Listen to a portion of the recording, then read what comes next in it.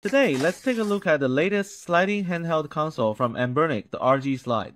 This time, the packaging box is sealed with a band. There are several small holes on the front. Here, just pull hard on both sides and it opens right up. The packaging box this time is designed as a drawer-style box, but inside it's still the same old packaging box as before. Basically, it's like they've added an extra layer on top of the original packaging. After opening it, there is something like an envelope inside. It doesn't look like it contains a letter for the player.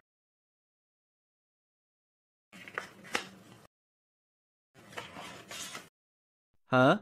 It is a tool for drying and removing film. Below that is the handheld console itself, along with the charging cable. There's also a plastic film covering the surface of the console. Wow!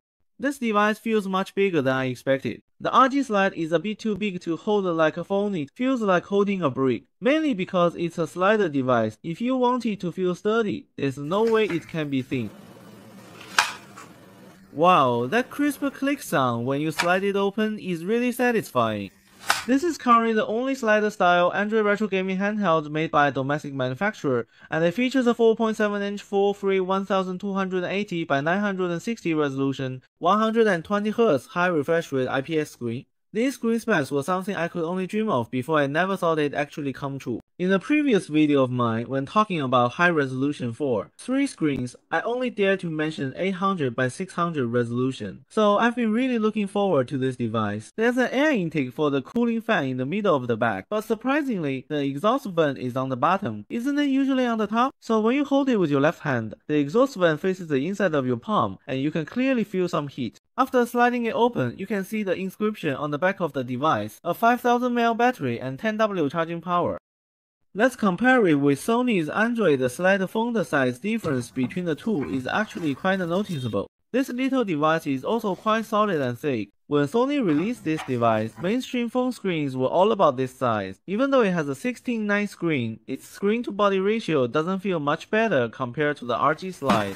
When you slide this device open, it doesn't make much noise and feels very smooth. The surface of the Sony device is designed to be very smooth, while the RG Slide has a slightly matte finish, which makes it less prone to fingerprints. The feel is completely different. The buttons on the Sony device use a membrane design, and it also has these two joystick-like things, which are clearly compromises made for the sake of size. On the other hand, the RG Slide's D-pad and ABXY buttons use conductive rubber, while the select and start buttons are micro switches. These two joysticks should be capacitive joysticks. The device has curved edges on both sides, which fit the palm quite well, but it still feels a bit heavy to hold after all. It weighs around 380 grams. The grip is just average. From what I can see, the screen brightness should be around 400 nits, which is actually quite bright. With the shaders on, you don't have to worry about insufficient brightness, and I didn't notice any light leakage on the screen. Let's first take a look at how the GBA's dot matrix shader performs. Here, I'm using the Grid VR shader, and the effect is excellent. The display is also quite large. With such a high resolution, it would be strange if it didn't look good. For AMD games, a mask has been added at the bottom because the display is 4 times point-to-point. With the shader on, there's no screen flickering or any issues at all. So far, I'm extremely satisfied with the shader effects on this screen. It hasn't let me down at all. That's it for this unboxing and sharing. I'll make another video later to explain things in more detail.